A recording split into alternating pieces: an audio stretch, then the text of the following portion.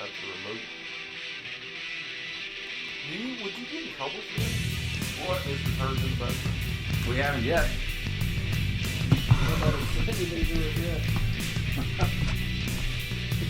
So we may just be so insignificant right now. They're like, alright, where is... From a grand scheme of things, I don't think this is going to get shit, but corner to corner. Good evening, everybody. It is Corner to Corner time right here on Spreaker.com. BeyondRingside.com going through some technical difficulties this evening. So we will be airing in our replay slot. We'll be sending this information over to Eddie later this evening after we complete our broadcast. So thanks for joining us. Again, we're live on Spreaker.com. Chat room is open as always. And of course, you can catch up to us on Twitter at the C2C Radio Show. That's C, the number 2, C Radio Show for the Twitter account. Myself, Stan Grubb, and of course, my tag team partners, Rob Hefner. Holla, holla. Brian Taylor. What's going on? And we are live and on the air tonight. Guys, we are 1 week away. This time, a week from tonight, will be the Royal Rumble. And actually, by this time next Sunday, we will have most likely known who's going to WrestleMania for the main event and Beat up John Cena! And we will have also experienced MCW Pro, better known as Maryland Championship Wrestling, as Corner to Corner is yet again going on the road. I wonder how many other people go on the road. Well, I mean, there's quite a few people that take their show on the road. We're just a little bit behind the curve. Oh, well. Oh, well.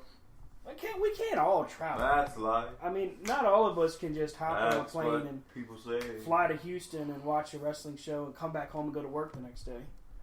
We don't all have money like that. Do we? No. Mm-hmm. No, we don't.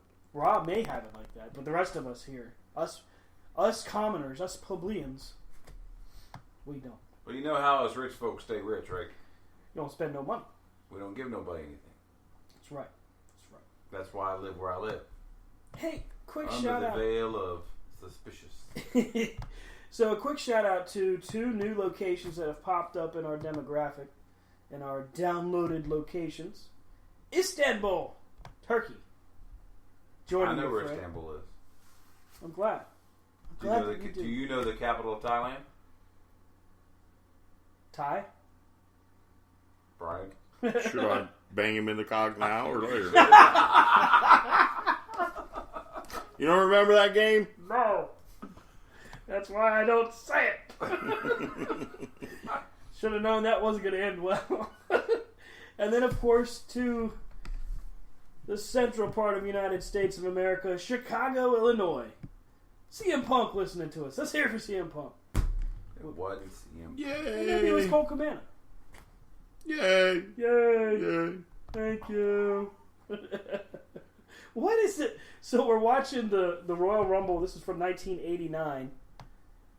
The Rougeau brothers and Dino Bravo against Hacksaw Jim Duggan and the Hart Foundation. It's just basically teabag. To the back of his head. Man, oh man. So guys, wrestling-wise, news-wise, we've heard more rumblings that the Hardys are potentially re-signing with TNA rather than going back to WWE, citing schedule and also creative control.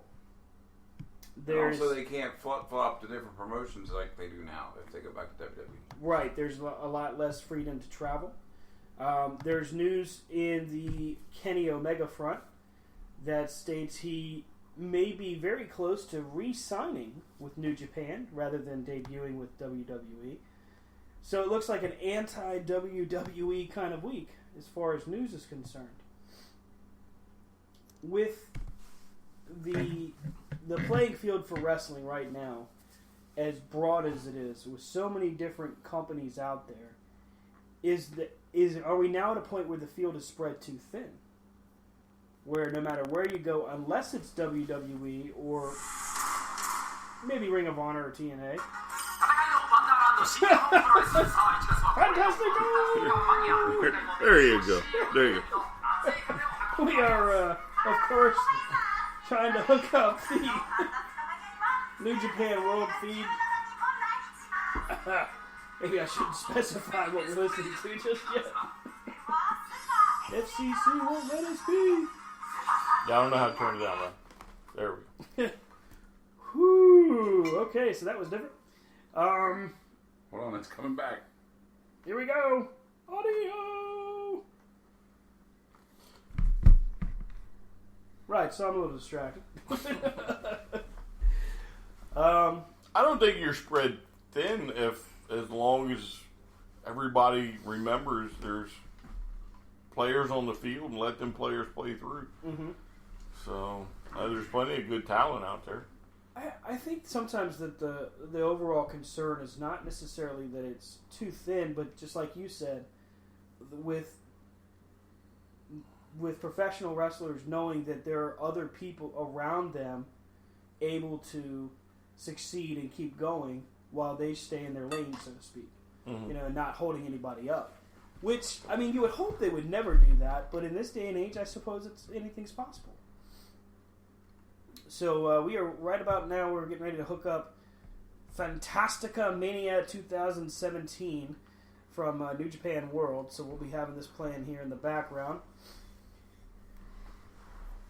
Haven't heard much on the Ring of Honor front, although the rumor is still that Adam Cole has not re-signed and maybe actually headed to WWE.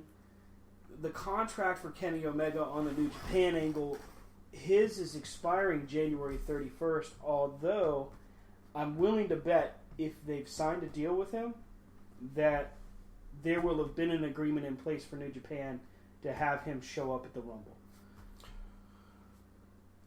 I think they would take the time to make sure that happens. Well, my thing about Kenny Omega is that he's almost non-existent now with any of the Bullet Club. Right. He's not saying anything. He's not doing anything. There are no pictures. Right. I think there was some tweet about him and the Young Bucks or something last week and a half ago. Right. That was kind of ominous. You know, like that might be the last of them or something. You also have to go with what he said about he's taking time off or whatever, needs to reassess his career. Mm-hmm. I don't know if I'm buying yet that he's not leaving New Japan. So I just, again, I'm not buying it. The Hardys, I think they probably do best to follow the Young Bucks all over the place and just be the best tag team in the world. But yeah, I'm not buying Omega yet. I mean, there's a lot of speculation right now that's out there, and it always is around this time of year. Who's coming back? Who's not coming back? Of course, this week we saw the acknowledgement that Kurt Angle will be getting inducted into the Hall of Fame, which we're happy for Kurt for that. The question is, does Kurt Angle get one last run? Does he get a chance to finish off his legacy the way he wants?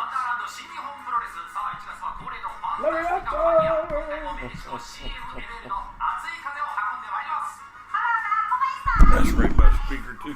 Wow. Hola. I am in a cat mask. What? This stuff is weird. I don't understand. Super Estrella Superstars. I knew that. Superstars.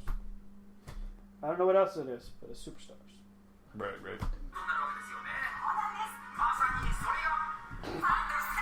What's the matter? Right. That computer's not kicking your butt right now, is it? But it's okay. What's up? The sound, once you plug it in here, the sound doesn't come to there. Do you have it down low? Did you have it muted? You gotta turn the I may have TV up. turned it down.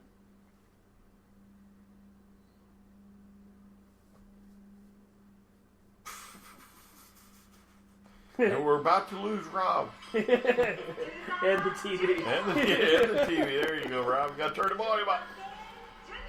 Blue Panther Jr. Whoa. Sober. They're all juniors. Nobody wants to be sober. Ultimo Guerrero. He's not a junior. All right, so Rob, any thoughts? On the landscape heading to the Rumble? WWE's on cruise control. Yes. Definitely with this past week of Raw. And it just gets... It gets more and more evident why SmackDown is beating Raw in the ratings. You know, I mean, and it's... As a fan, it's getting boring. You know, it's the same old, like... I looked at it this week on Raw. Your first 2 hours were tag matches and cruiserweight matches. Yep. Like, there were no matches that actually had a purpose. To you know, what I thought. Right. Until your third hour. And it was like, what's the point? Well, I'm going to have to admit that I fell asleep and I've yet to watch Raw from this last week. Yeah. So, Raw is definitely... It's not a priority. Slipping, yeah. I mean, Brock Lesnar came out and laid waste to 4 or 5 different guys at the beginning of the show. Started off with a bang. They really were trying to ramp it up a little bit. Braun Strowman has the stare down. By the way, rumored winner for the Rumble is indeed Braun Strowman. The rumored, I can't believe I'm going to say this, the rumored main event for WrestleMania, main title match, I guess, for the Universal title, Braun Strowman Goldberg versus Roman Reigns. What? First off, I've seen these two work against each other and they were bad. It was really bad. Secondly, this would be the 3rd year in a row for Roman Reigns in the main event of WrestleMania. He doesn't need to be in it. And He needs to be in the curtain jerking spot. La Luchadora! What? Hey, how about that? Finally finding out the identity of La Luchadora this week. Were you surprised? Not who I thought. I didn't think they were going to bring Mickie James back in that way. I didn't think she'd come back in as a heel either. That really surprised me. What do you think, Brian? I was not expecting Mickie James. Especially after last week. Yeah. It was the person under the mask was different as far as skin tone. So I wonder if they weren't thinking about bringing her in that way either. Mm-hmm. But then it was like they had no choice. You know, like they're sitting there going, "All right, we got to let La Luchadora in here somewhere." Right. And who's ready? Good point. You know, who could go toe-to-toe with Becky Lynch and make it workable? Yeah. That we have on the roster. You know, you couldn't bring Eva Marie in and have her be La Luchadora. Right.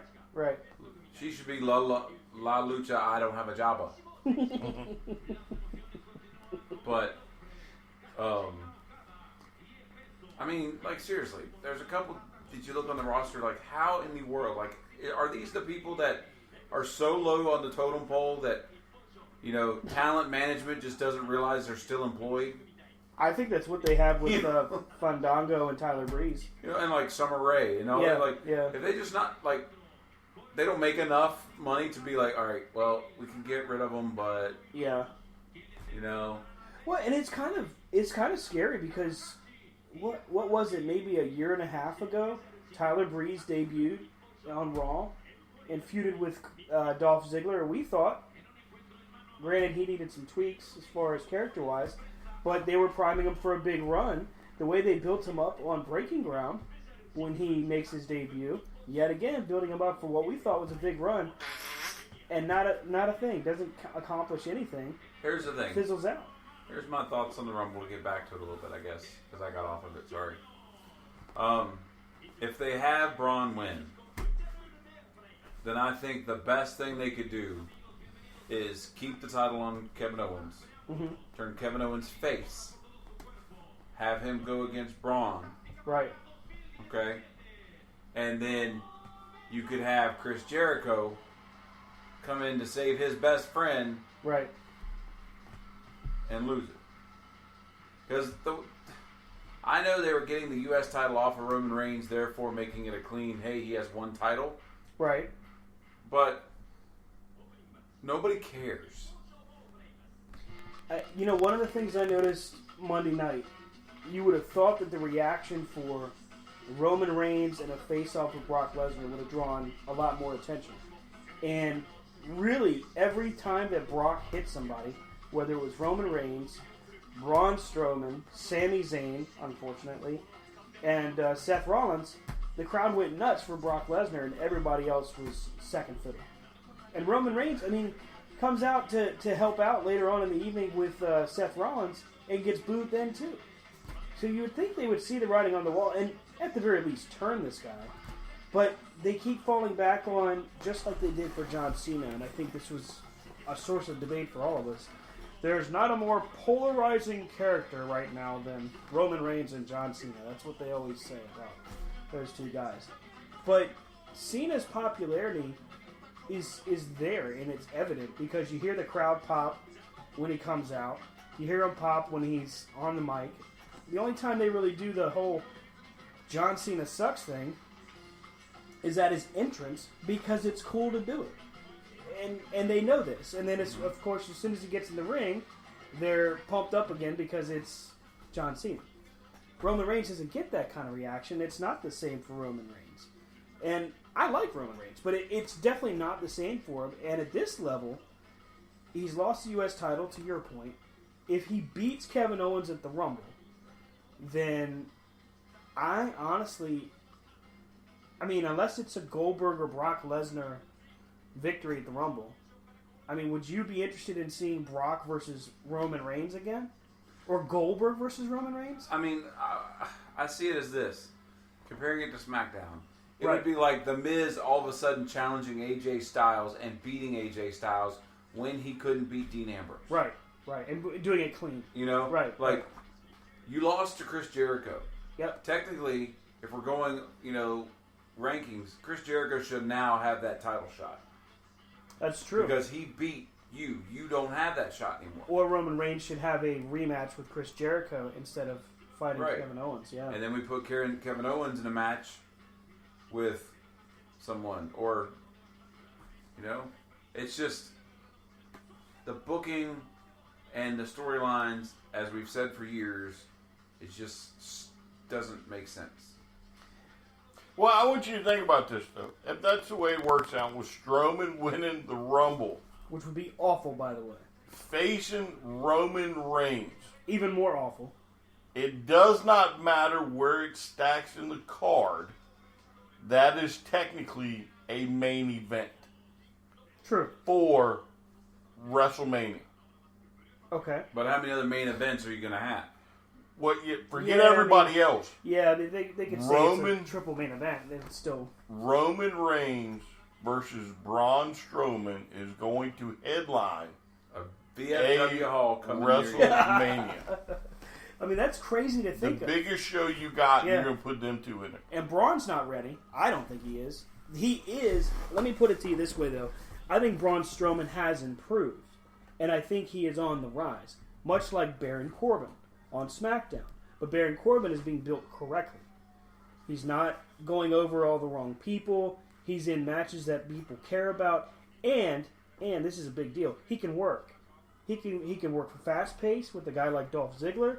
He can go in a brawl with somebody like Kane. And he can work with a guy like John Cena who can throw everything at him in the kitchen sink.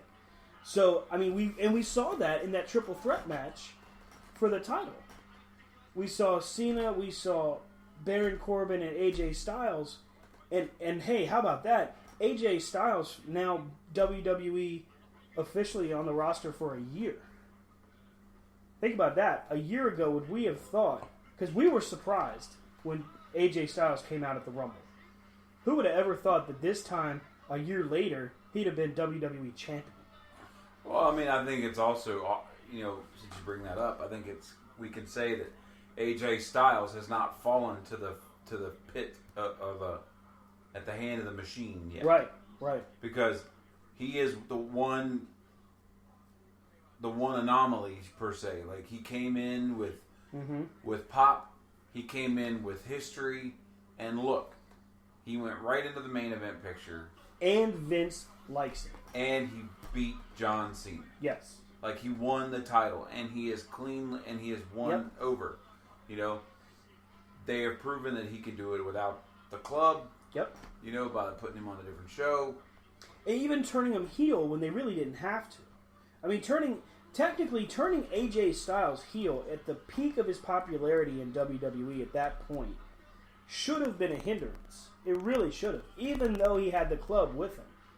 And he turned it into a magic kind of moment. You know, the fact that they, and we'll get to this more because I know that this is on your mind, and I know it's on your mind also with what happened with the club and how they've been mishandled up until just recently.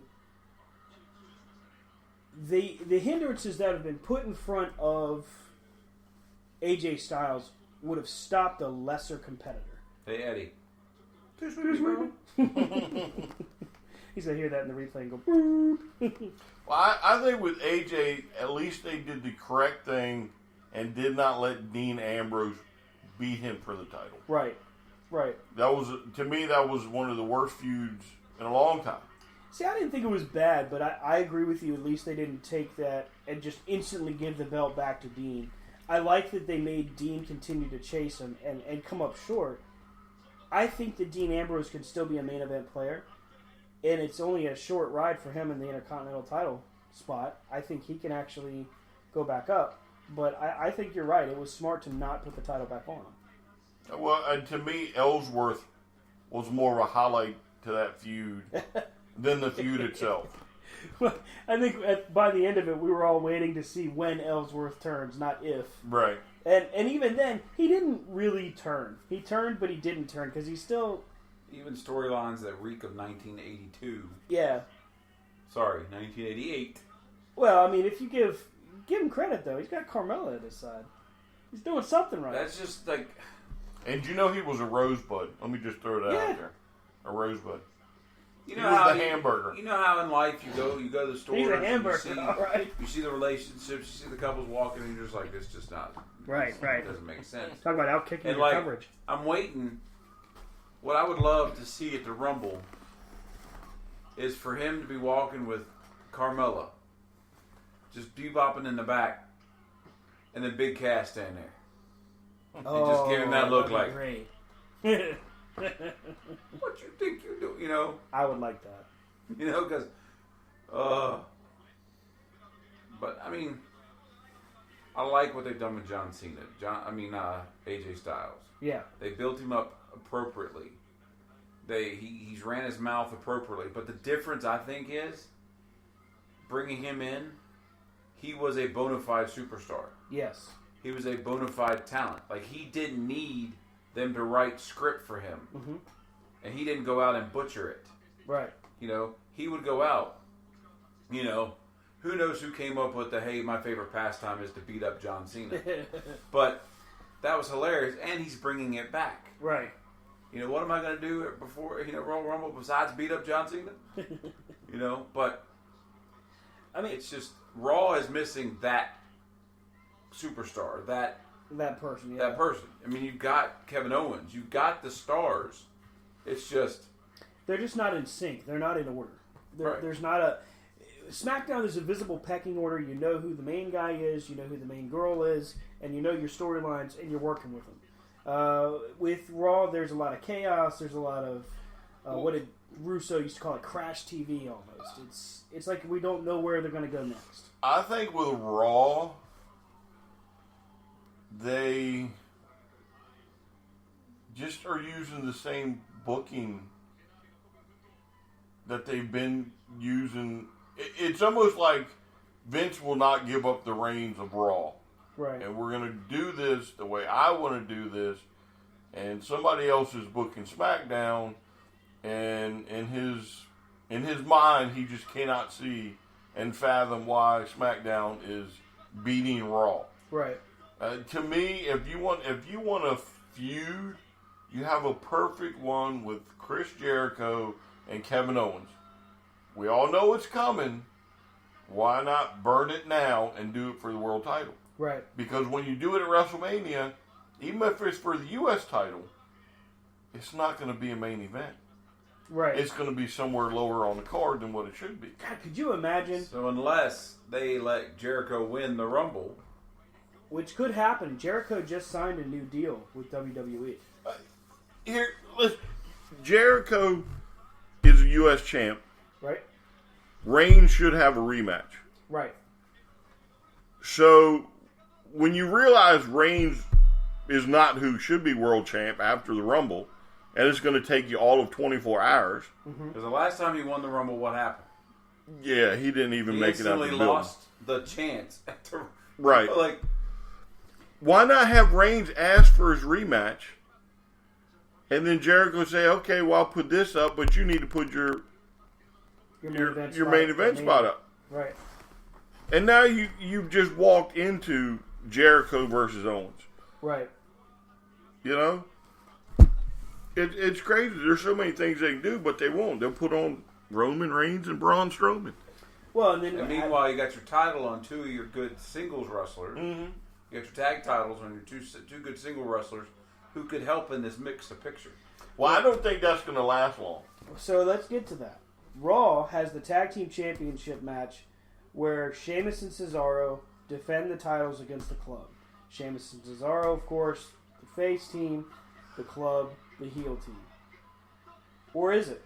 Because when you get to how this match actually ends, you could say that they did a double turn in this match. So it starts off where the Club is a bad guy. They're doing their whole cheating thing and just basically trying to take shortcuts. Sheamus and Cesaro working the crowd. Eventually it gets to a point where the Club gets a pinfall victory after Sheamus accidentally, and if you can't see it, I'm doing air quotes. Of course you can't see it, it's on the radio. You have the face for radio, by the way. Thank you, I appreciate that. I've been told this. That's not a compliment? Anyway, Sheamus accidentally decks the referee, down goes the ref. Gallows kicks Sheamus, Anderson rams Sheamus into the ring post, and then the Magic Killer ensues. Boom, we've got new tag champs. But we don't. The referee wakes up, rings a DQ, says Gallows and Anderson win by DQ because Sheamus hit the referee. So now we seemingly have the Club as the good guys getting screwed out of the win, and Sheamus and Cesaro, even if it's unknowingly, playing the heel team, which I will give them credit. Over time, they have really gelled as a team, and they are entertaining to watch. Oh, I wasn't saying they're not a good team. I'm just saying when you need that depth at the mid-card level, Oh, yeah. you got two of your people that could be the mid-card. And popular. Right. Very I mean, they much, could yeah. trade the Very U.S. title back and forth all day long. Mm-hmm. Well, I think even with that, I mean, with a guy like Sheamus and a guy like Cesaro, both of them are main event level talent as well. But it's just like what they did back in the day. You have your certified, your bona fide tag teams, but then they kept putting the title on The Rock and Right, South right, Connection. yeah. Or, Yeah. Well, here's one thing. I'm going to touch on the Club here in a second. Here's my thing. You have Sheamus and Cesaro that are world champs, defended a couple times, maybe a month now. So they got a little momentum. On one show, they're able to pull off the victories. On the other, let's take one of the most, as far as rankings go, Randy Orton is up there. I think he's like, 11, 12? 11, 12, 13, somewhere in that area? 12, yeah. Okay. And your hottest commodity in Bray Wyatt,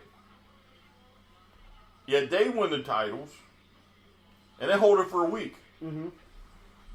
And then it comes right off of them. and they lose the rematch. Oh, yeah, that's what I'm saying. I And mean, now they're seemingly threatening breaking up the Wyatt family. right now, I have an opinion on that yeah. one too. I have an opinion, but getting back to Sheamus and Cesaro, Raw could use that talent as single competitors Yes. better than SmackDown needs them as single competitors. But as far as the Club, I think it's a slow burn with them. I think they were brought in at the wrong time. They were probably originally supposed to go to SmackDown when they were, when they decided, well, we're going to break, because remember, they came in before the split. Mm-hmm. They were probably going to follow AJ. Then somebody realized, no, we can separate them. And they get put on Raw, where they have to settle for New Day and that stupid streak. So there's nothing you can do with them right there. That's Right. a waste of 7 months. They will eventually, I think, beat Sheamus and Cesaro. I'm And- surprised it's not. I'm surprised they're not having more matches at the Rumble. Why not throw the tag belts on the line at the Rumble? Well, don't be shocked, because the way it ended last week, it's very possible that tomorrow night they're like, well, because y'all did this last week, y'all now have to face each other at the Rumble. Right.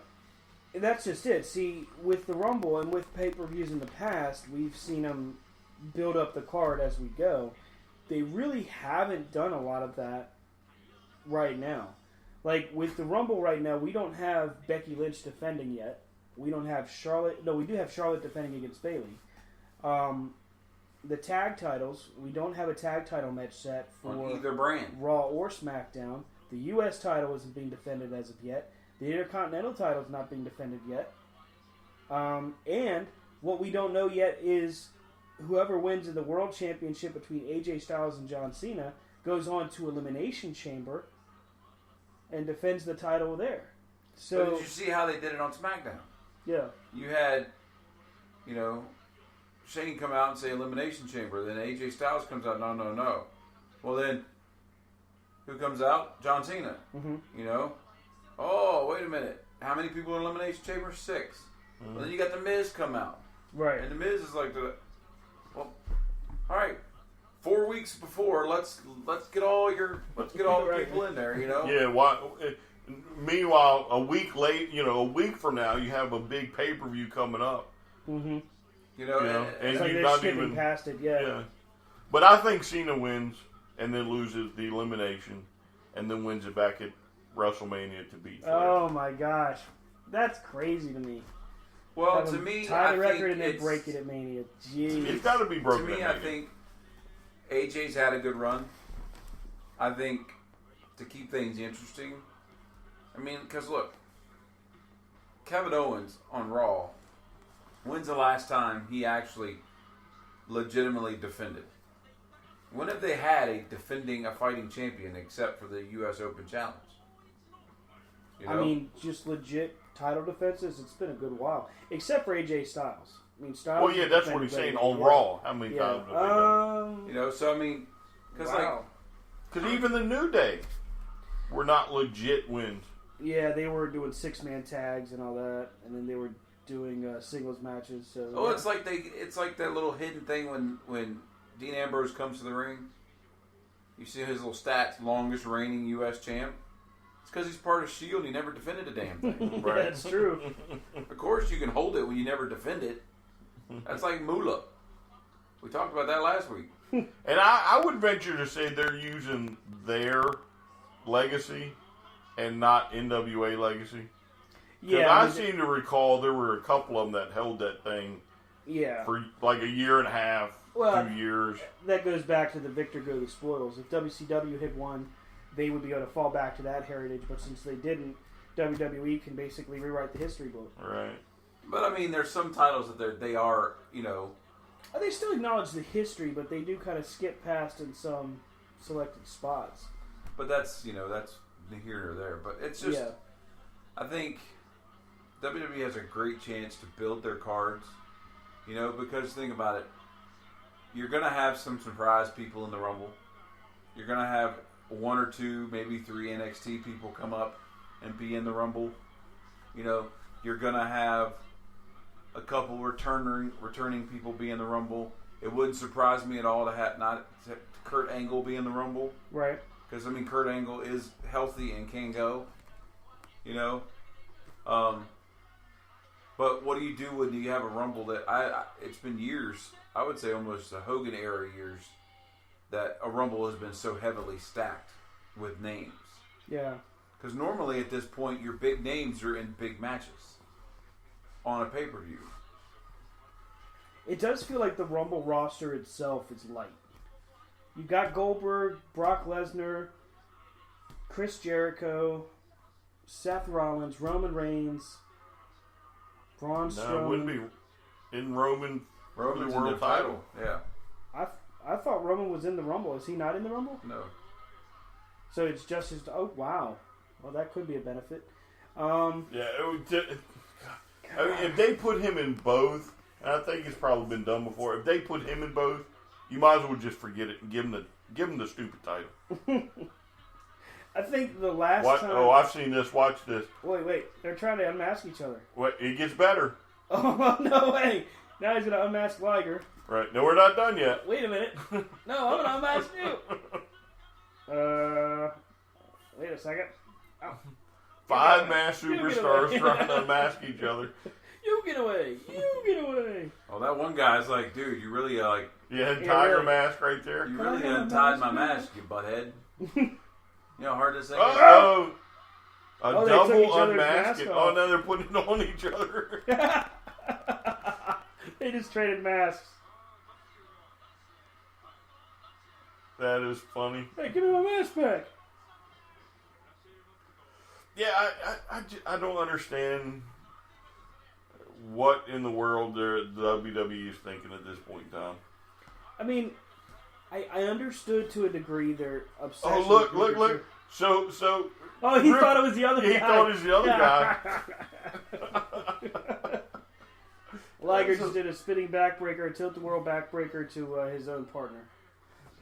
Because he had switched masks with Right. with one of the heels. I mean, I like to see the WWE. I mean, my issue is, like I said, you got singles competitors holding tag titles when you have established tag teams that could have those titles. Who could have those spots. Could you imagine having the feud between Enzo and Cass and the club? I think it's coming. I think it's Potential, coming. yeah. But then we spend a good 30 minutes every Monday night dealing with New Day and Yeah. Titus O'Neil. The first time where Titus came out, just like we talked about last week, was funny. You know, it had possibilities. And then the second time, it's like, all right, now this is just awkward.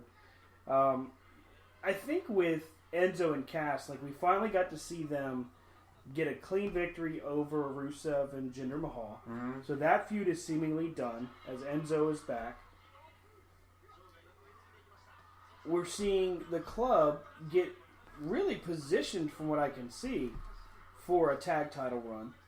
So, I mean, Ryan just pointed it out, but yeah, we could be seeing them getting built for that.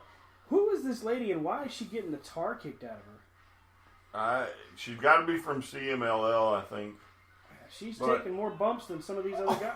Did you see that? Oh, She come just got a boot on. in the face, too. Yeah, out she goes. That was about the stiffest thing I've ever seen. He's just like, What was... But I mean, you look at it, and you've got, you know, now you got Nia Jax coming out and beating down Sasha Banks. Right. Like, where's Nia been this whole time? And all of a sudden, Sasha's coming out, and oh, now I'm going to beat you down. Right. You know, and you got Bayley. I think the Bayley Charlotte feud. I think that's probably a highlight of Raw. Mm-hmm. Their little thing of look at you, Bayley. Sasha, you know, Charlotte's giving you know, Making fun of her. the tip for of the hat yeah. back to the old days, the old Yeah. feuds, like, you know. But I don't foresee them giving the belt to Bayley at this time. Because to me, it would lessen your champ if every time your champ faces somebody, they lose the belt just to get it back. You know? Make sure it was him. checking the mask to make sure it's him. That's Giving him crazy. a thumbs up. Thank you. Number one. Again, I don't know. It's Raw is almost like a chore to watch now. Yeah, it's almost like you're making me wash dishes, and not in the dishwasher. For all By you hand. millennials, it's by hand. That's the way it used to be done.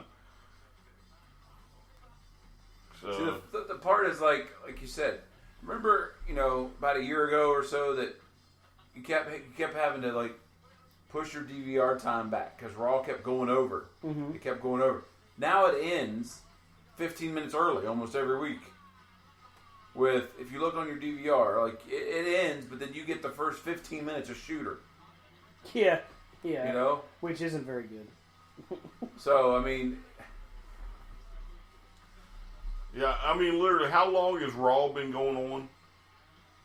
Well, I mean, even during the toughest parts where, Triple H has handed the world title and they got the Kenny That's what Vick they're angle. doing now. I mean, what we're seeing is, even at that point, we were watching. Now it's not can't miss television. It's like... Fast forward. Yeah. Yeah. Get me to the good parts and let's get this over with.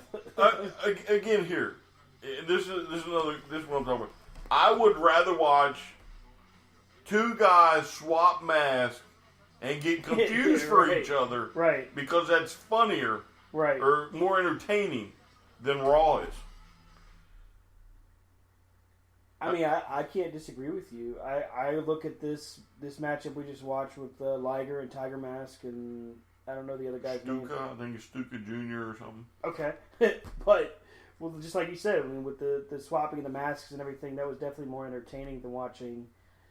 Honestly, I get tired of any promo that goes past 10 minutes. So if it's Rusev, and I like Enzo and Cass, but even if it's Enzo and Cass or The New Day, who are funny, but once it gets past 10 minutes, I'm checked out. I'm bored. I want to see something else. I will have to say, though, I did find Rusev very entertaining in that little promo he did the other day,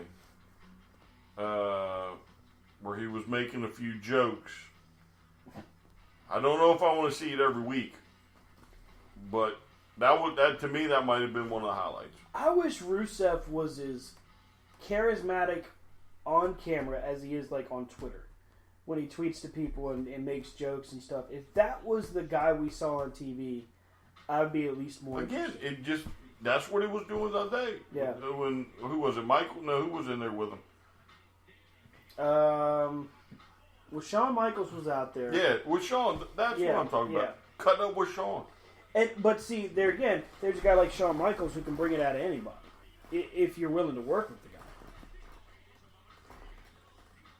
Watching, I think that's Dragon Lee, and we've got, I don't know who his partner is. Dragon Lee is insane. This guy's ridiculous. This should be a good one. Frustration part as far as what SmackDown's doing. I like the Dolph Ziggler heel turn, but it seems stupid to me to have him super kick Jerry Lawler in the chest. I mean, yes, it furthers his motives as a bad guy and all that, but you can't have him beat up Kalisto. You can't have him, jump Apollo Crews and forward that feud along or something. You got to have him beat up a guy that's retired in his 60s and already has a heart condition that we know of. Plus, Jerry Lawler hasn't been on TV for 3 months, 4 months. And in the typical WWE fashion, you punk him out where? In his Memphis, hometown. yeah. Yeah. In his hometown. Mm-hmm. He's standing there in the plastic crown. That's probably the worst, crown that I've seen him in public on. That must have been that must be the ones he takes to the trade shows and stuff, not to get lost. Well, not only that, did you notice, though, he was in the old, attire where he didn't have a shirt on underneath the little coat? I was like, are y'all kidding me? King. With his gold spray-painted furniture. Yeah. Only the best for the king. But, I mean, I don't again, there you go. There's a typical, and what are you doing with Dolph Ziggler? Is he going to take a page out of Brian Kendrick's book? He's going to start bringing a flag to the ring now? He's a man with a plan. All I beat can up the old man. All you can hope for is at the Rumble when hopefully they'll bring up some NXT people and it'll rejuvenate. But they've got people. What happened to Apollo Crews? Yeah, what? I told you all, they showed a video of The Miz. On one of the house shows, The Miz is sitting there and he's playing to the crowd, and Apollo's sitting in the middle of the ring, waiting to be kicked in the chest, just sitting there selling it like a champ. oh, I could get up and go get a cup of coffee by the time the Miz is done, but I'm gonna sit here acting dazed, and then the Miz stands in front of him and does the hand thing like, and then kicks him in the chest. But I think the problem with Apollo is where are you going to put him? In what, quote unquote bracket would you put him? Would you put him in the lower, the mid card, or I don't think he's ready for the IC title in SmackDown. Yeah, Dean Ambrose, Apollo Crews. Something new. I'd like to see it at least. Yeah, I mean, I would either do that or get the belt off of Dean Ambrose, put Ambrose in that Randy Orton-ish, like you're a world champ, but you're not in the champ picture right now, but you're still above the IC title, right? And then have the Miz, Dolph Ziggler, Apollo Crews, Baron Corbin, Sin Cara, Kalisto. Whoa, that suicide dive was ridiculous. Just head first, no barrier, nothing. Just I'm gonna dive through the crowd. I didn't even get the 40 steps up yet. But see, that's what I would do. Because there you're building your crowd. Then you have some reason to bring people up. Right. Like... Well, I mean, you look at what we've seen just comparatively. Raw is very jumbled. You get a feeling that they're changing it on the fly to try to fit what they think's going to work. Whereas SmackDown, they've got a clear strategy every week. They know the direction they're going. Just like what we saw with AJ Styles and John Cena going back and forth at the beginning of SmackDown, and then the Miz comes down and starts, going off on AJ Styles, and Cena's kind of stirring the pot. That was entertaining. It was good, but they also cut it just in time so that it didn't take forever to get the point across. Whoa. That dude just barely hit the clothesline and down he goes. Rob showing us the internet is alive. Man, oh man. As much as I think Cena should win, it would almost be a breath of fresh air for AJ to pull off the win, right? And then like Joe show up and immediately challenge him, Yeah, like at the Rumble, like as soon as he's done at the Rumble. That would be cool. So we talked a little bit about it last week.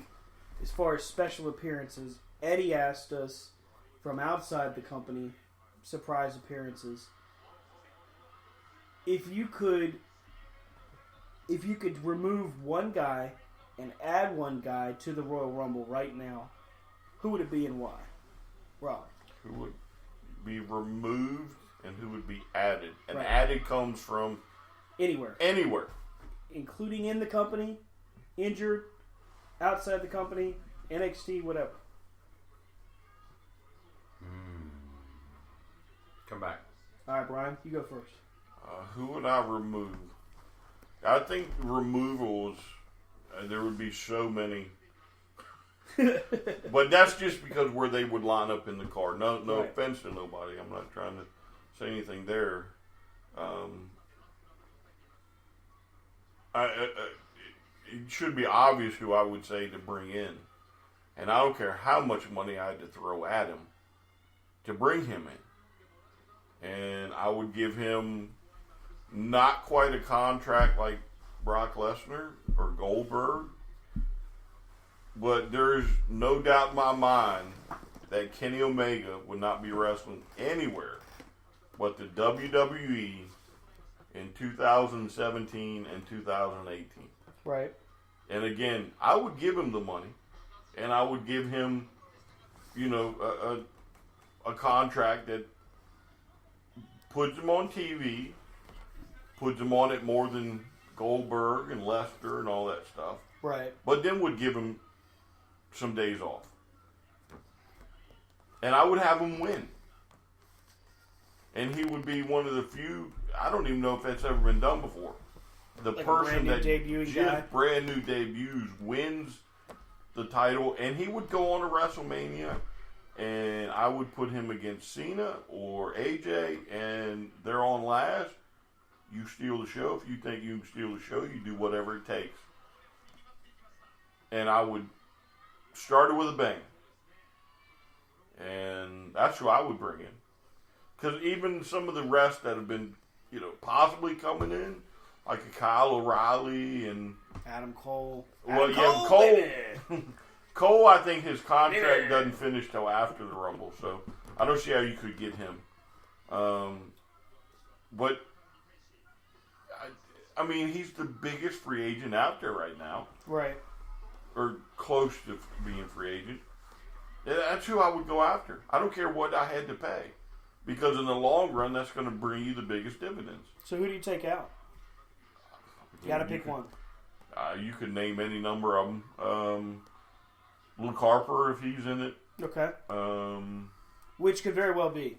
We haven't, that I'm aware of, we haven't heard very many of SmackDown's wrestlers enter the Rumble. right. We got a lot of Raw people there, but the SmackDown, not so much.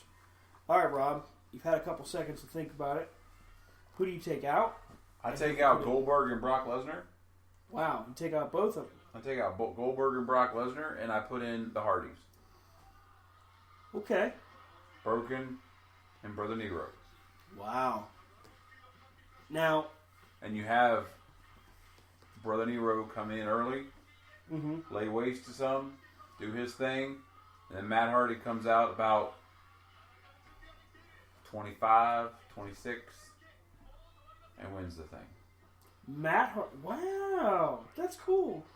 Matt Hardy. And you have Matt Hardy go against Kevin Owens, or Kevin Yeah, Owens. Kevin. Brother Kevin, I knew Of the you'd come. Universal. All the time. The 7 deities have spoken, yes. I like it. That's interesting. And again, guys, we're just playing some fantasy booker. If you've got some thoughts, of course, you can hit us up on Twitter at C2C Radio Show. And, of course, chat room is open if you want to send any thoughts this way.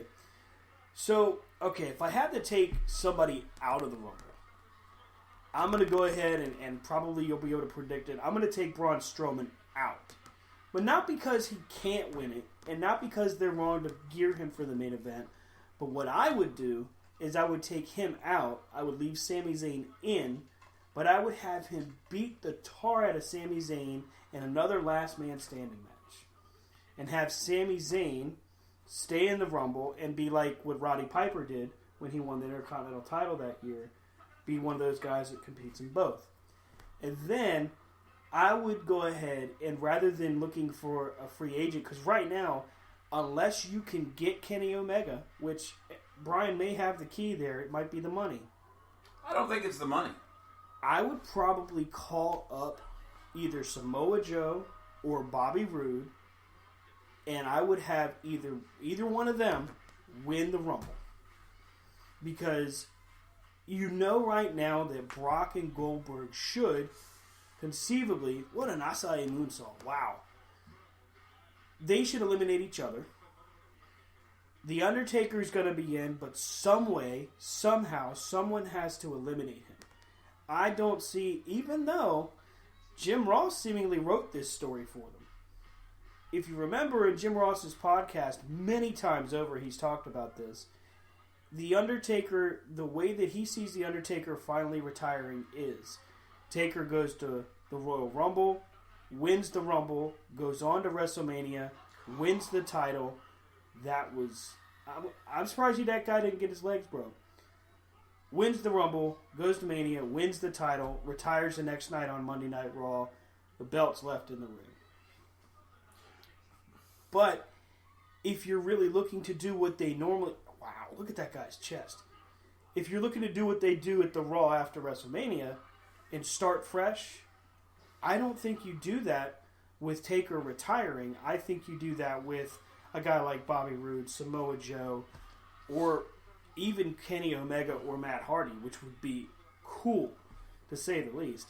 I think that's how you start your road to WrestleMania. You get some people talking, you get a lot of buzz going on, because they could even play it like, what's Matt Hardy doing here? He doesn't even work here, and he just won the Royal Rumble. Or, this guy's from New Japan, he's from the club, what is he doing here? We don't know this guy. You may know him as, and that's how they end the Royal Rumble. They could even do it like they do the the injury angles where the announcers are like, "Oh my God, I can't believe he won. I can't believe this has happened. What do we do now? What the hell kind of pin combination is that?" Wow. Whoa. All right, so here's my thoughts on the Undertaker. It'd be one thing if he was wrestling a full-time Schedule. Even a partial schedule like Cena. His 2 latest appearances, he's gone in there, and the only thing he's done is confuse the crap out of people. When he was on SmackDown, 29 holes. when he was on SmackDown, y'all need to win or y'all are going to pay the price. Right. Well, SmackDown Dean Ambrose wins. screwed AJ, Right. right? Should have paid the price. Right. But he SmackDown didn't. won. Right. However, though, again, Dean didn't toe the line. Right, so that should have been it. It should have been it. Okay. So then he shows up on Raw, Oh, Dragon Lee attacking Takahashi. which is a completely different show than he was Drafted to. drafted to class say that, oh, I'm going to be in the Rumble. Well, if you do that, why should any other talent that's left out there that you want to bring in, why should they go to your federation if all you're going to do is do stupid stuff like that? Right. I have no problem if he wants to win it and you want to put it on him. But Right. have him earn it. Not at the Rumble. I think if it was any other guy, I could understand the make him earn it. Being that it is the Undertaker, I guess from my perspective, I'm willing to give him a little bit more leeway because it is the Undertaker. But it definitely sends the wrong message. You can have because it's the Undertaker can squash people for 6 Right. months. And guess what? We're going to cheer him because that's what he's done his Right. whole career. Yeah. You're not going to see anything different. He doesn't need to go out there and wrestle Brock Lesnar all the time. Right. But Actually, we would probably not recommend Well, yeah, match but- against Brock. But you see what I'm saying? That Yeah. To me, that cheapens what you want to do to put it on a guy just so he can turn around and drop it in the ring It definitely does. and yeah. walk out. Yeah. So we're looking at just some of the after effects here, or the potential ideas for Royal Rumble. Taker could win it. The rumor is that Roman Reigns might win it, which still doesn't make sense. Braun Strowman is another rumored winner. In the current roster for WWE, is there one guy that is not currently being utilized that you could see winning the Rumble? Is there a dark horse that you could see do it? Rob? Baron Corbin. Baron Corbin. Now, I mean, you would consider him a dark horse? Yes, I think so. That would be one of the ones that just, you know, it's like the pitcher that steps up to the plate and knocks that grand slam out the park, Yeah. and he's never done it before. You know, doesn't mean he's not a good pitcher. Right. You know, right. but he just finally hit the home run. Then you know the guy who has to carry that Andre the Giant Battle Royal trophy down to the ring every week would be like, finally, he can win something else.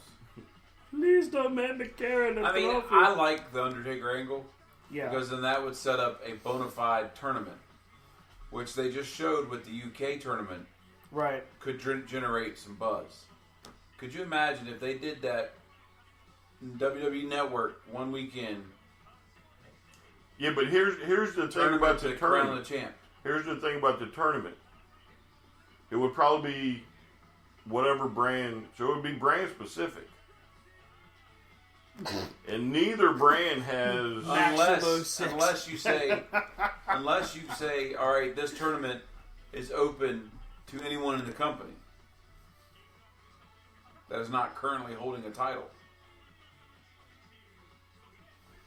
I just don't see him doing it because they I haven't. don't had see the- him doing it because it's a good idea. But Well, Yeah, okay, right. yeah. I mean, I see them putting it on Roman Reigns, and then us being bored for the next 6 months with him coming out and everybody Oh, booing. God. The man can't talk. I mean, and I keep saying it because I am a fan of Roman Reigns, but if you put him back in that scenario again, and you don't give him anything to work with, just like they did last time, you're just setting this guy up to be even. Is it really being a failure? I guess if you're champ, even though nobody likes you, you know what I mean? Like, The Miz was hated when he was WWE champ, but he was a heel. Like, he was hated because he was doing his job. Roman Reigns does everything in his power, realistically speaking, the right way to get the crowd behind him. And yes, they pop for things he does, and that's the thing I point out the most. And he does get the reactions you would want him to have. What he doesn't get, what he doesn't seem to understand and pick up on, is that he needs to do something different. He's almost forced right now into turning bad just so he can be different and step away from, the Shield moniker. He almost needs to do what Seth Rollins did. Just go the complete opposite direction of what everybody expects, even if it's only for 6 to 8 months.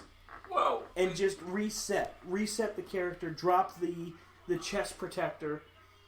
Doesn't have to be like, straight up tights, but he's got to switch the gear up. He's got to do something. Get rid of the catcher stuff. I mean, we proved it tonight.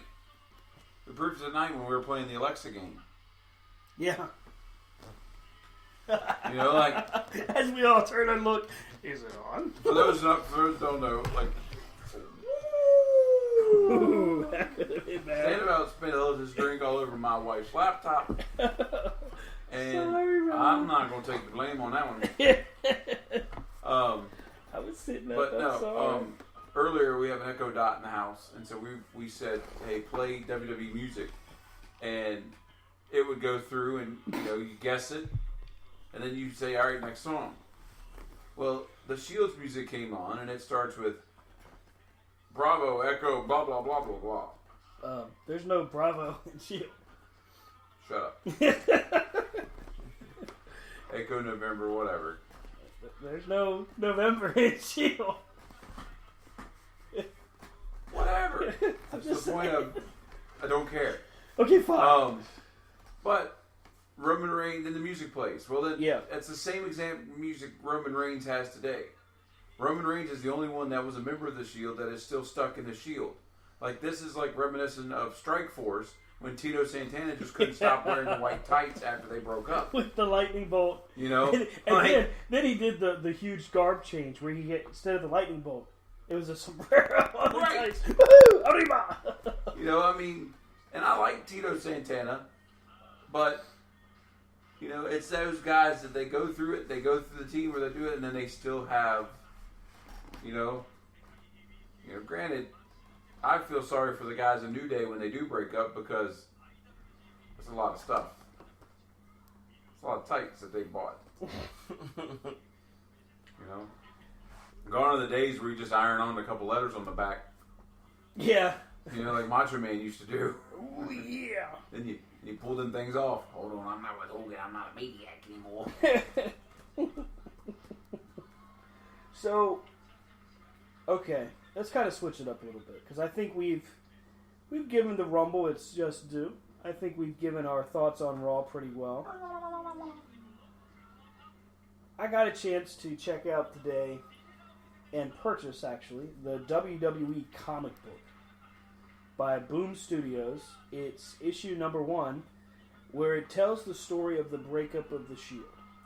And actually, it's really well done, and it actually gives... Who is it? Okay, Maximo Sexy is just the funniest character ever. He just goosed Will Ospreay. Oh, wait. It might be in for a kiss. No. Might be in for a kiss. No. You can't do what? Oh, Juice Robinson got it instead. And he sells it like the kiss of death.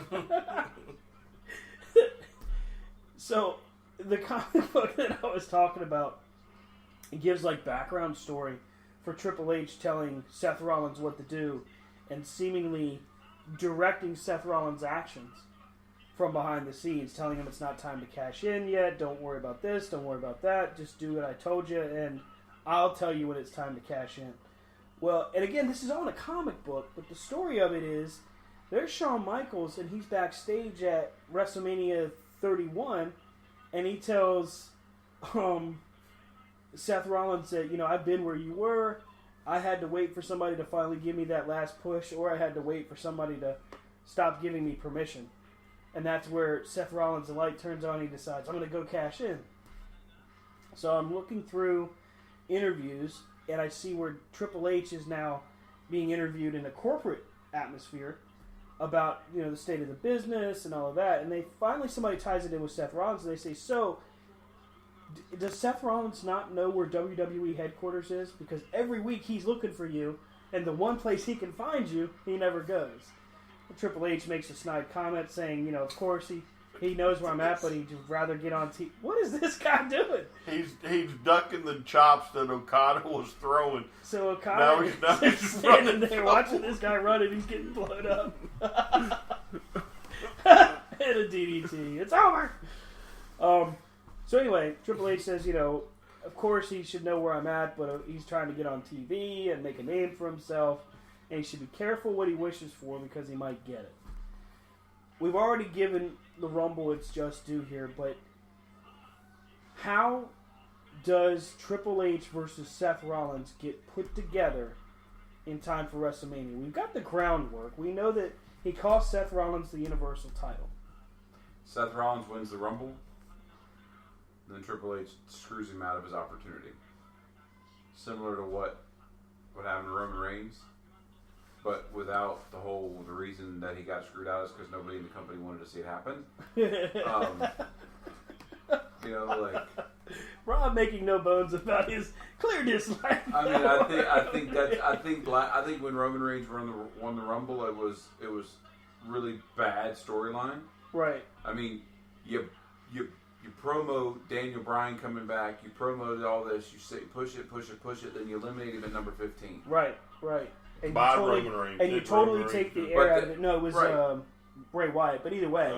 But at this point, your audience is dead. Your audience doesn't care. You killed the crowd. Right. You could have had Hulk Hogan himself or Ric Flair himself win the Rumble, and nobody would have given two shits about it. Right, because you just killed the guy they wanted to see win. Right, so then instead of on Monday you say, all right, Roman Reigns won, deal with it. Right. You come out going, no, you didn't. Okay. So Rollins comes out. Rollins wins the title. He says, all right, well, I'm coming for you, Owens. I'm getting my Universal title back. Yeah. I'm getting my title. Well, that's when old Triple H rears his head. Well, there's one thing you forgot. I run things around here. Wow. So If you notice, Mick's not here tonight. So guess what? Maximo Sexy gets a kiss. Oh my God. So you take it that way, and you make it so he's got to go through stipulation after stipulation. Right. Well, then, somewhere along this line, he loses his shot. Ah, okay. Or you have him come in number 2. It's Rollins towards the end of the Rumble. Triple H runs down. Caught in distraction, he gets eliminated. Nice.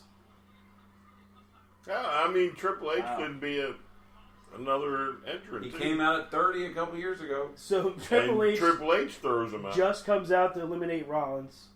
Yeah. Or looks for the repeat. Comes out in his suit. Oh my goodness. Comes out, gets in the ring, eliminates Rollins, and gets back out. Yeah, I mean, doesn't take his coat off. Oh, wow. The groundwork for the feud is there in such a way that all they have to do is get in the ring together. Yeah, they just need a light nudge. You don't really need a lot. Just put them in the ring together, and you have a WrestleMania match.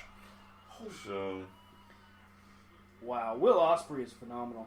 And he's a bad guy in New Japan. He runs with chaos. So he's a bad guy here? Yes. So Maximo Sexy is a good guy. Yeah, because the Juice Robinson. Yeah, that's a good guy. Right, and this guy, the guy that I don't know who the other guy is. I don't know, but they're CMLL. So okay, so they're the good guys here. Right. Don't job out Okada. So he's Maximo Sexy. So then I can still have the ring name of Hugio Sexy. Yes, but however, Rob, you may have to face this guy once or twice. So And he might kiss you a few times. Pucker up, buddy. And I hear he uses his tongue. I'm just saying. That is a cool mask. It's like an Adrian Adonis. Yeah, on Character. steroids. Adonis. Well, you know what? I think Adonis did that a couple times, didn't he? Didn't he What? kiss somebody? Oh yeah. Oh, he did all the time. Yeah, I thought so. Why do you think him and Piper fought so much? He kept wanting to kiss Piper. Piper doesn't play those games. Ask Piper Piper sitting there on his crutches, Oh! beating up the flower shop. Tag on a running knee by Okada. Not really a running, just a leaping knee. Well, what's interesting, he's in a mask. Yeah. So, but getting back to Rollins and Triple H, it ain't gonna take much, and the match will be set. What if? And I don't know his current status. I don't know yet. I know Ho. I know So. I know How. I know What if WWE somehow signed the Rainmaker Okada? Could you imagine Okada versus Nakamura in NXT? Or Okada versus Kevin Owens? Or Okada versus AJ Styles? I mean, the list goes on and on. We don't know the current. I don't know about. status. Let's back the truck up there about on and on. I think there's only a select few that could actually go with him. I mean, the pace he runs, yes, I hear what you're saying. But Well, even the style of match. I mean, if for me, if I'm gonna put Kenny Omega as the number one wrestler pound for pound in the world, right, Okada is 1.1. right, like 1A or 1B. Yes, yeah. there is.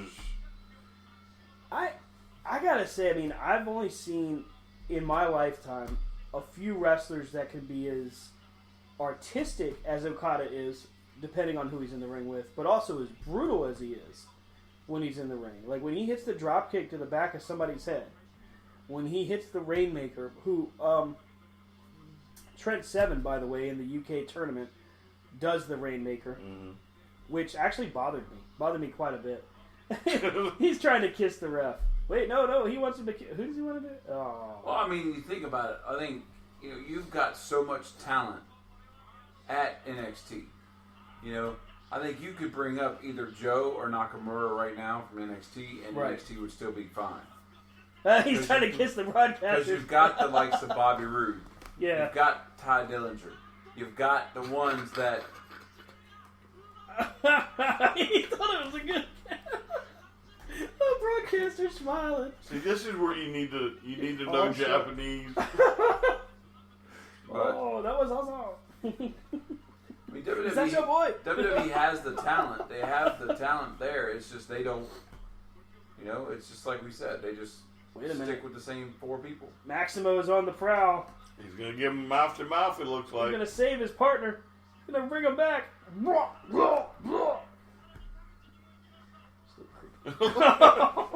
He's alive. What happened? Why does he have 69 on his... Alright, this is all more awkward now. Yeah, Is this mask what you get in the Happy Meal? It looks like it. I would You go prefer to though. Japan shows, if you get the chicken nugget basket, you get... The chicken fun basket. I would prefer though not to have Okada in the WWE. Why is that? I think that would be Oh, he's gonna kiss Okada. that would taint him so No. much. Oh, he's gonna kiss Okada. Or you got him wrapped that's up too. awkward. Oh, jeez, stop it. Oh! You kiss Look, he's down on the ground. Oh, kids, Plus you're too. throwing some gum. Have shown backstage. Look, he mouth knocked brush. him out. He knocked him out with the kiss. Okada is out. The kiss of You death. got a lazy leg now. That's crazy. Hey, wait, did he take Okada's belt? I don't think so. I think Hey. he came out with one. Hey, come back here with Okada's belt. Look, they got the ice to his face. Kissed him and stole his belt. So, ladies and gentlemen, it is on. It is confirmed. Next Saturday night, Corner to Corner will be at MCW Pro. I just got the work confirmation. I'm officially free as of 4 p.m. Eastern Time. So we will be able to not only make bell time, but hopefully be there a little early. Introduce ourselves to the masses for the Broken Anniversary MCW. Because some of us could get off, but some of us didn't want to do that. Didn't want to be bothered by taking the entire time. I gotta have time to take time. Just trying to make you feel guilty. I don't feel guilty. Look, this Kiss has screwed a caught up so bad. Watch him lose the title. I can't do it. So I keep we will thinking of have Maximo corner Sexy. to corner heading there to the MCW Wrestling Arena, That's right, in Joppa, Maryland. Joppa, Maryland. Let's pull up the card here. I'll go ahead and do that for us. MCW Pro Broken Anniversary. We do know that all the seats were sold out by the time we got our tickets. Yes, our intention was front row. And We are spoiled. Oh yeah, we are definitely spoiled. Yeah, however, we did wait an awfully long time for this We one. did. I mean, and that's my fault. It took me a while to be able to find somebody to trade with and get the time. And I apologize, guys. Lord, I apologize. Don't say nothing about them. Oh, it's nobody's fault. 'Cause you should have. Well, I don't want to say it out loud. Somebody might be listening, but might have involved a sick day. Trip to your family doctor that where it's pretty easy to get a note. Trying to avoid the possible, blowback that could have. So okay, let's go ahead and all go down these the damn card. morals he's got.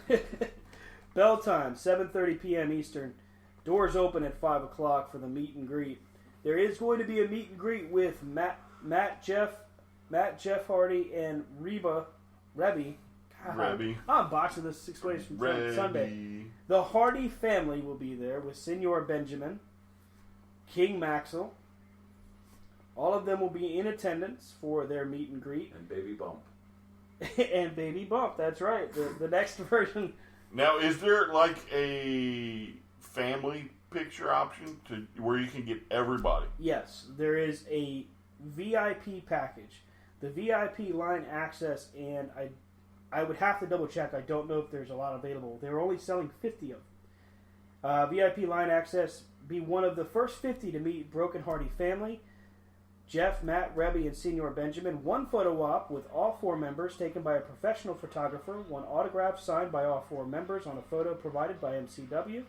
One additional autograph from each member of the Broken family on an item you bring. For me, this would have been awesome to get Jeff or Matt or both to sign off on one of my belts. I would have loved to have done that. But I would have wanted to do that on the belt that either one of them held. So either the Big Gold or the ECW title, the US title, one of those. Did Jeff Hardy ever hold the US title? Did he ever hold the ECW title? No, but Matt did. Did they ever hold Big Gold? Yes. He held the Big Gold and the WWE title. He beat CM Punk for the Big Gold and Edge. And he beat Triple H for the WWE title. So you don't have Big Gold. I do have the Big Gold. I don't have the Spinner Cena belt that he beat Triple H for. Not yet, anyway. They are quite Why did you get expensive. Big Gold? I've had the WWE version of the Big Gold with the actual logo on it. I've had that for quite a while. But yours is better than mine. I kind of like yours better because it's WCW. Even though it's not curved. I mean, I wish it was like the best of both worlds on that. Mine... So what happens when you buy them when they bring them out and you're like, yes! And Right, then you right. realize, Yeah. I mean, I like yours better because to me it reminds me of WCW, but I like mine because it's curved. Other than that, the plates are different on the curved one. The centerpiece on the Big Gold that I have is a separate piece that screws into the main plate. Whereas the one you have is all one piece, except for the nameplate, I think, if you were to... you can take the nameplate off and screw it in the back. So here's the rundown for the card for Broken Anniversary.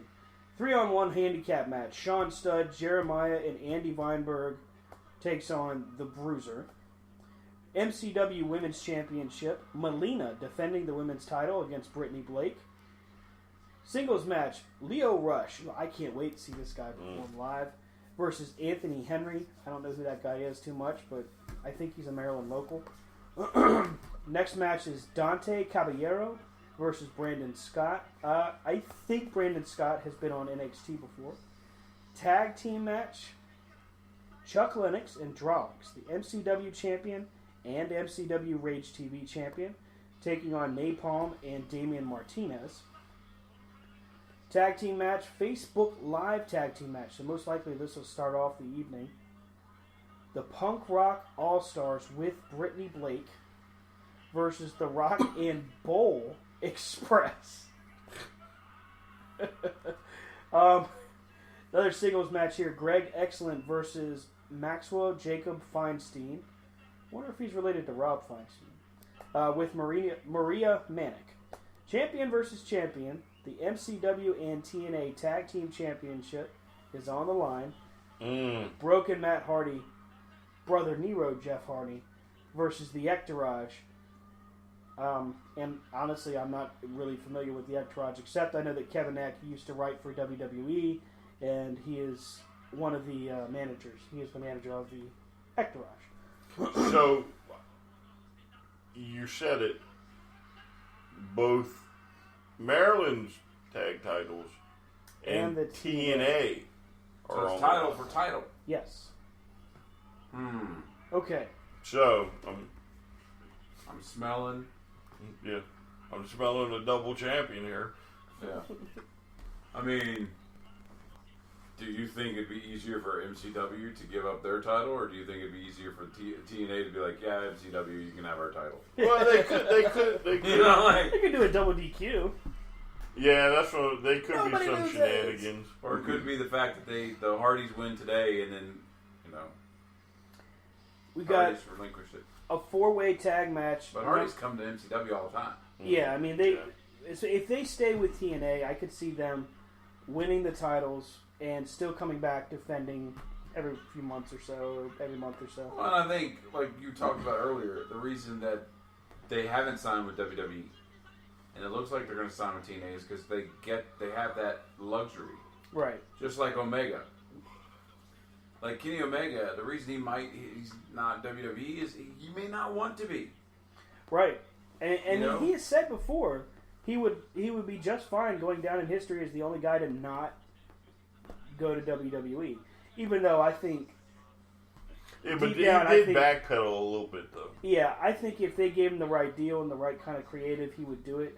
And I think WWE in its current state, I think they'd do it. I think they would take a chance and they would spend the money. Also on the card, before I forget, there is also a Four Corners tag team match for the #1 contender spot. You got the Hellcats versus the Appalachian Outlaws versus Coast to Coast and Guns for Hire. Before anyone asks, no, I have no idea who any of these people are.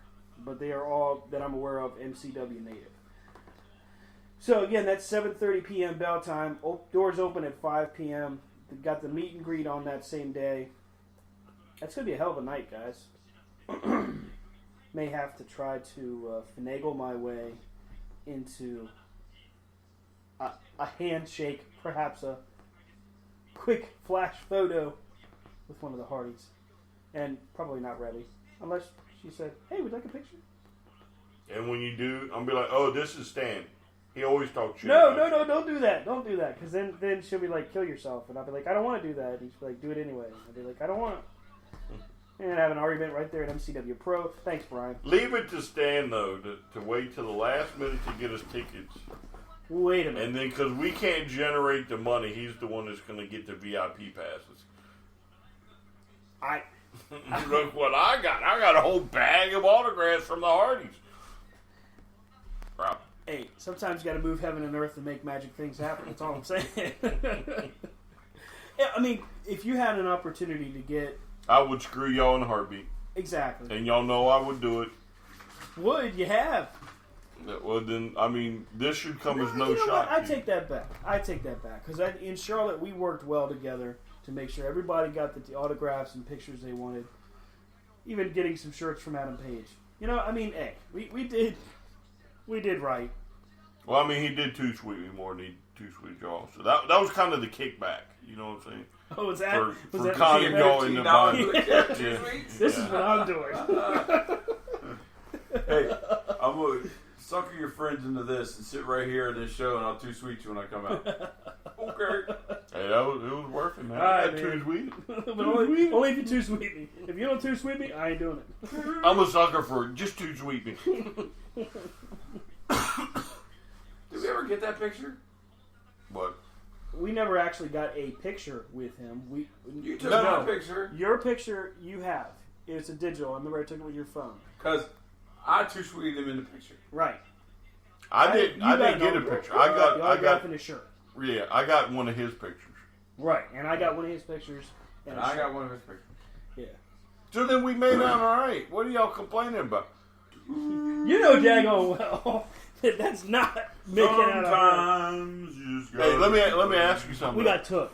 Let me ask you something. And I like the guy. He's a hell of a wrestler. But we got took. Let me ask you something. Ask me. Did anybody else there, all right, give y'all the time of day like he did? Yeah. No. Everybody. No. Did you get that type of service with the Hurricane? With Shane? No. That's sensitive. No. That's sensitive because No. I What about Sonny? Did you get that type of service with Sonny? only after I paid. See? God, that sounds with awful. Nikita? I got it Colo. with what's his name? Velvel.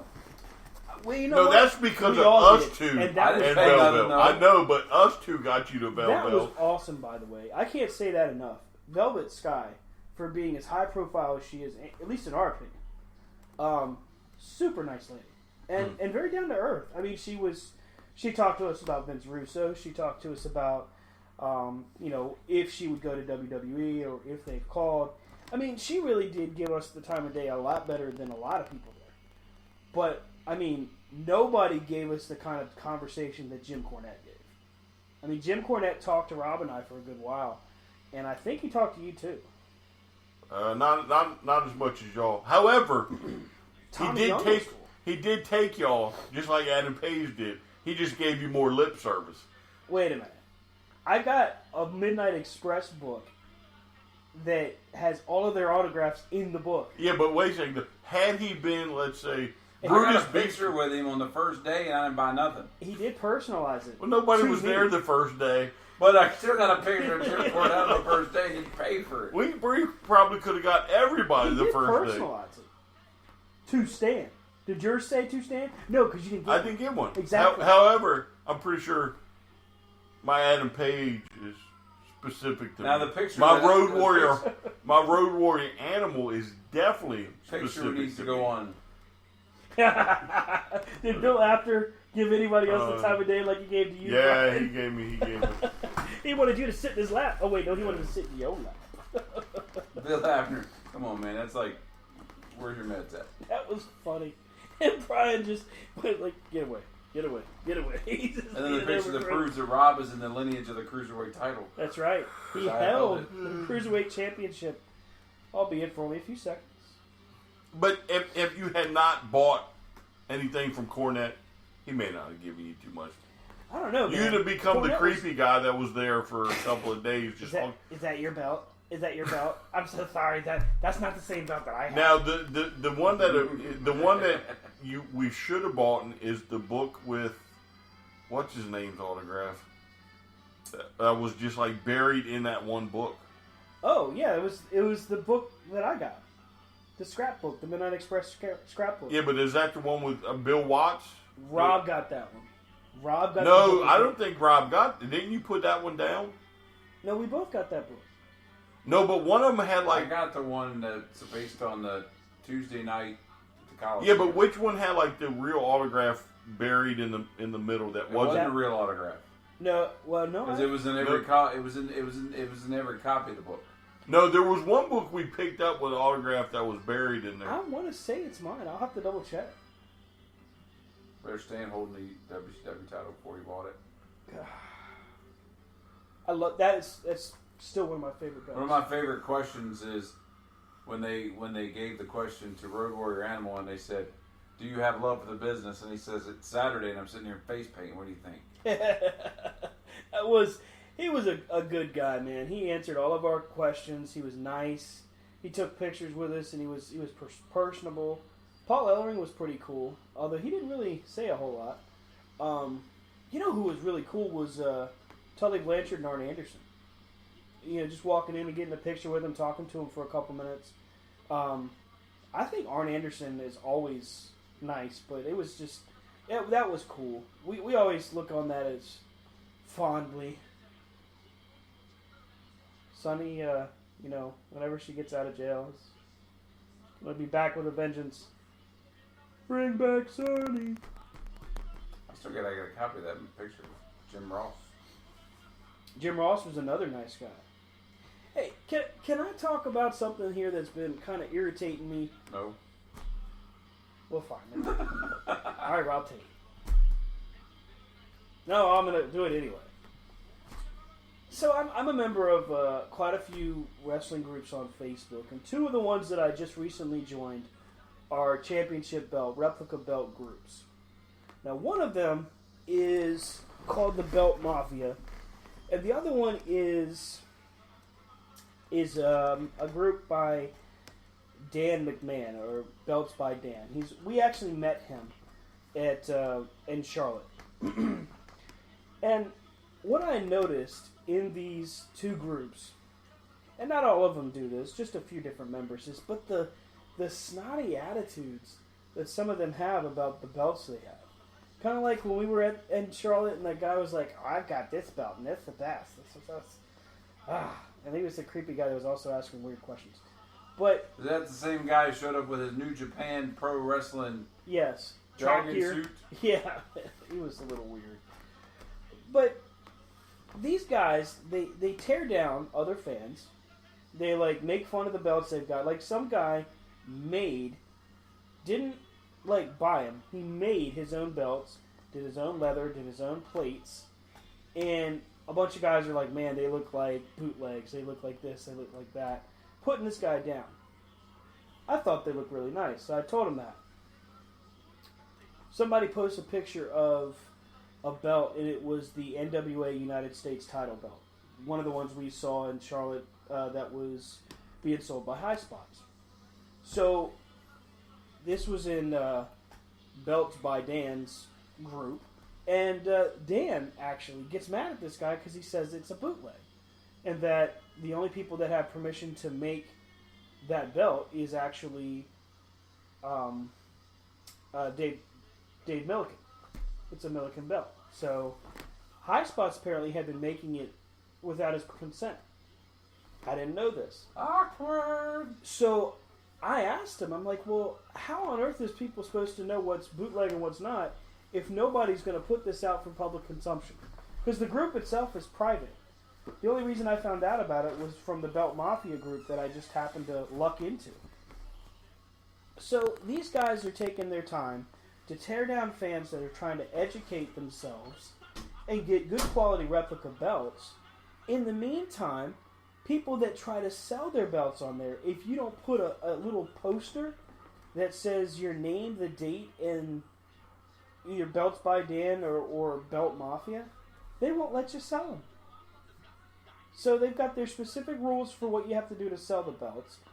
If you ask questions on there, you've got people that are in like their administrative part that are in charge of these pages that just tear them down. And it's ridiculous. I mean, how is a young fan, let's say you're 15, you get a chance at your first replica belt, and you want to do the right thing, you want to do your research and learn about, you know, what belt's a good one to buy, who's a good belt maker, who does good leather work and good restoning. You should be able to ask that without a problem, but by this, and there's multiple kids that do it, they go into these groups and do it, and they get torn down by grown adult fans that are just trying to, I guess, what they would consider educate when it's really being condescending and rude. But it drives me nuts. I hate when wrestling fans try to tear down other wrestling fans. Especially if they're trying to get educated or smarter for the industry itself. Like, if you want to buy something, you want to know if it's good or not. You want to know who you can get it from. You want to know that they're reliable. I think that makes sense. But to tear a person down for wanting to know that just doesn't make any sense to me. Because how many 15-year-old fans are going to be sitting there going, "Excuse me, who's doing good leather work?" Right. But they see these custom jobs done by, like the guy Belts by Dan and all these other groups that we saw walking around with really nice looking title belts, but seemingly not getting anywhere because nobody wants to answer their question because they think they're a bunch of quote unquote noobs. Well, and also it's the I have a good belt, so I don't want anybody else to have a good belt because then somebody else has a belt better than mine or as good as mine, and I guess I've never really understood the desire for wrestling fans to bring down other wrestling fans and to make them feel as if they're lesser or not important enough to be able to take part in a discussion. Like if you like the United States title from the NWA better than you like the WWE's design, you should be able to debate that without somebody giving you crap. I hate the WWE's design. It looks stupid. I mean, like the design we saw, I think I sent it to you guys, where they redesigned it. It was like the Intercontinental Belt style, but it was the United States. You had the eagle and everything. I thought that looked really cool. Right. Well, it's like what you said. You answered your own question to the fact of when we went to when we went to Legends Fest. What did we do when we saw a good belt? We wanted to look at it. We wanted to hold it. We wanted to look at it. We took your picture with the WCW title. There was a guy there that had the step up of the television title. There's the person that had the national title. The person had the AWA tag title. Mm-hmm. Like we all wanted to look at it. Well, then here's the thing. If everybody has a belt like that, then those people can't walk around these Legends Fest like the Big King Dingaling for a little while. Yeah, I guess that's true. You can't be sitting there going, "Ha ha, look at my belt." Right. Because what happened as soon as Brian bought the television title from High Spots? Yeah, we didn't care about anybody else's television title. Right, because we had one. Right. We didn't want to mess with it. As soon as you bought the NWA title, nobody cared. Yeah. It's now that you have a WCW title. I'm not worried about two. But I did sell one. Oh. I sold the one. Remember, I got it from the pawn shop guy from eBay. I did sell that one because I have the better quality one that I bought from the company that made it for me. I paid a little bit higher dollar, but and I didn't know where to look for this. By the way, this is somebody that had a belt for sale on eBay that sold it before I could get into it, and it was a different belt. It was the what belt was it? It was a tag belt. It was like the old WWF one. But I missed out on that, and I couldn't find any more WCW classic replicas, and this is from the 91 to 93 time frame. So I sent the guy an email through eBay and asked him where he got his or where I could find it. And he says, "Send me pictures, I'll make it for you."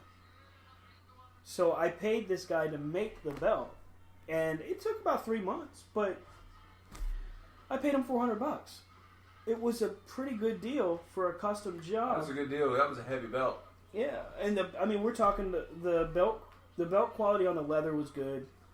The plates were thicker than the normal replica, and I didn't get a chance to ask anybody if this guy's reputable or if he's got licensing, and he probably didn't. I just wanted to buy the belt. And I wanted to have a good-looking belt that I would be proud of. Where's the way around it? You don't put it on somewhere looking like, "Look what I got." Right. And there again, I wouldn't go around telling another fan that his looks like crap or whatever. I think that's what cool. you should do next year is if we go to another Legends Fest, you should take all your belts and do what the Young Bucks and the Hardys have done. You just wear all your belts. Just walk around with them everywhere. Just walk around with them and be like, "I am." I've never wanted to be that guy.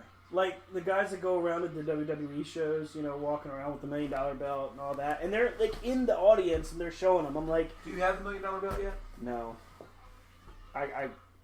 It's Do you expensive. ever want it? Not really.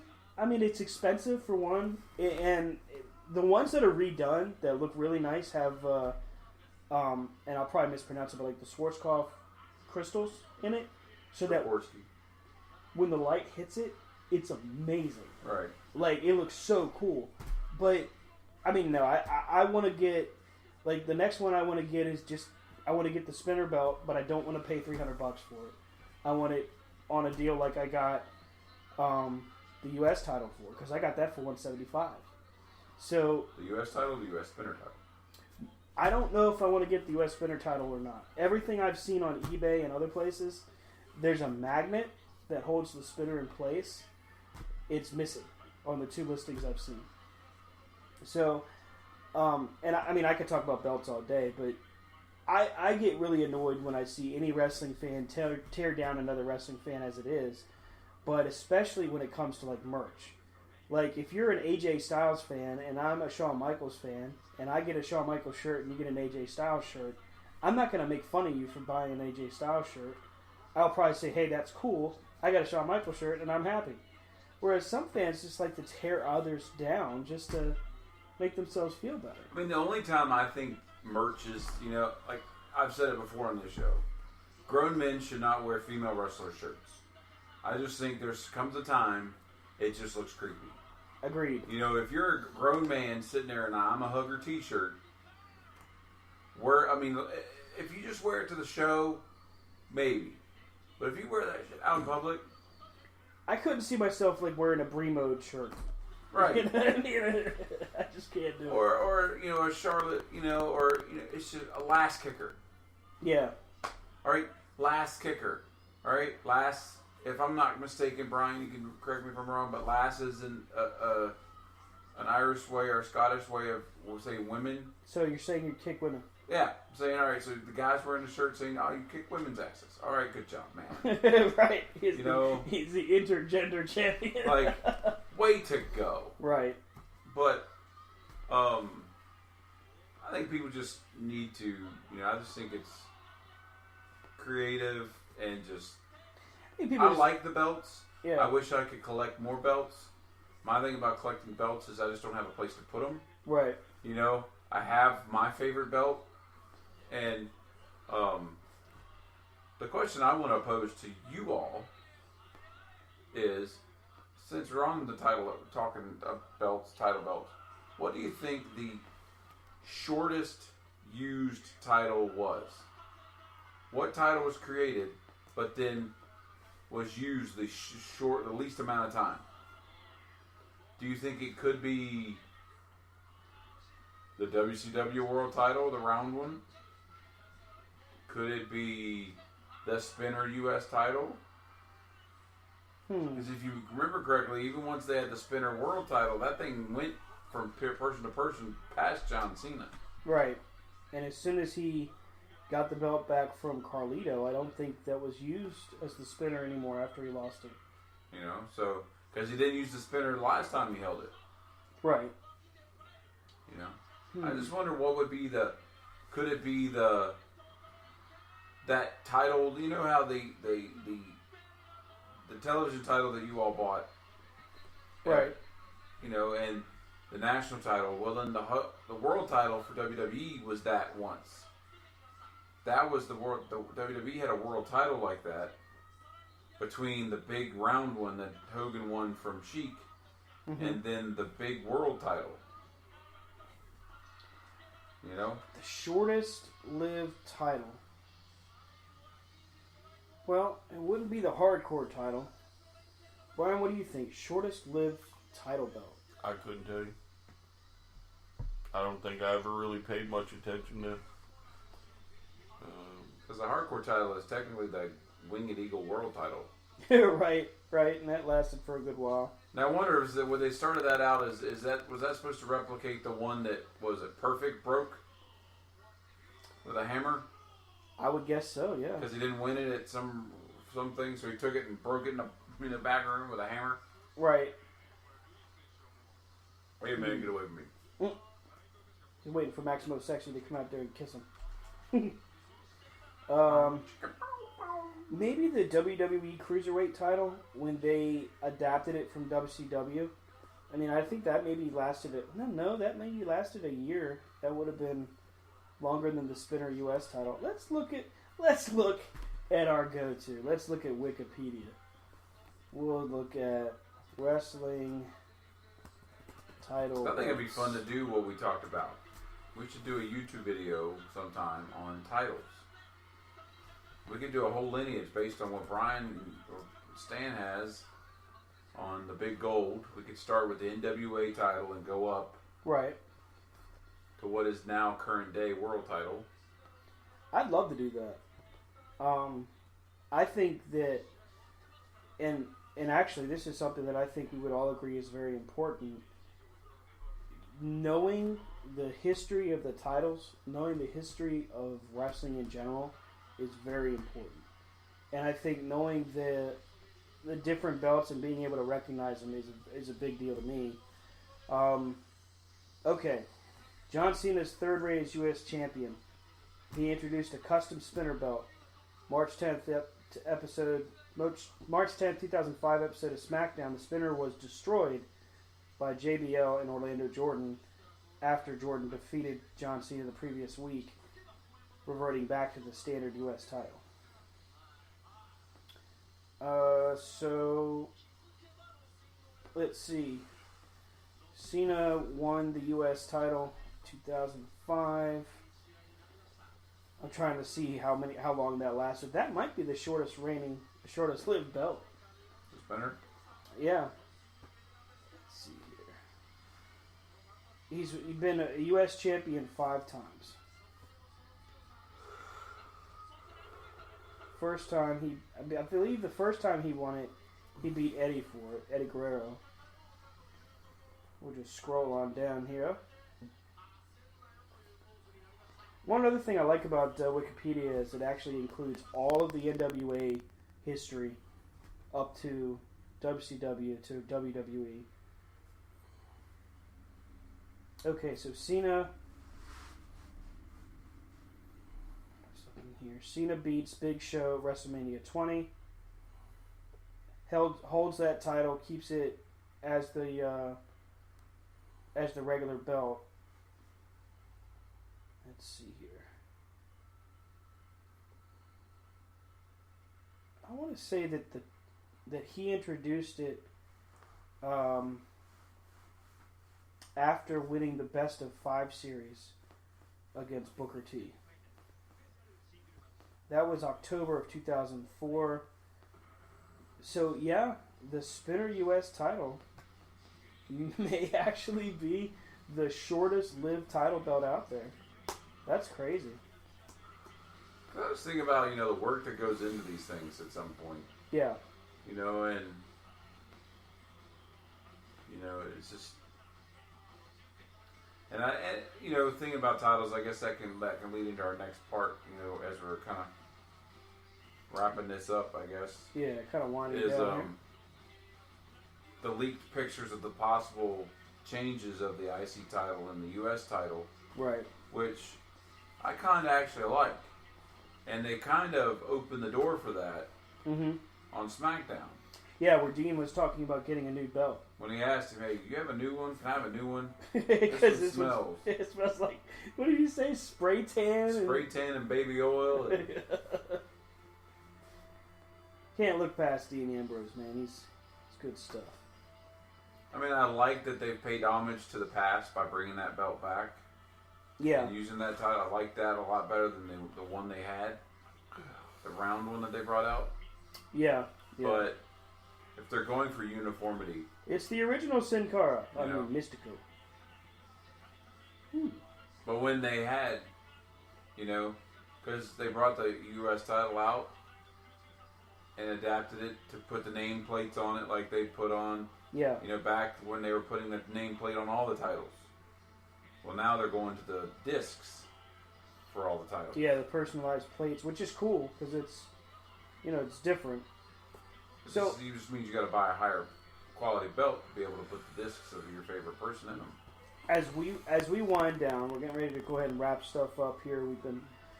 Went a little bit overtime, so to speak. We know we'll end up doing this one more time before the Rumble is finally here.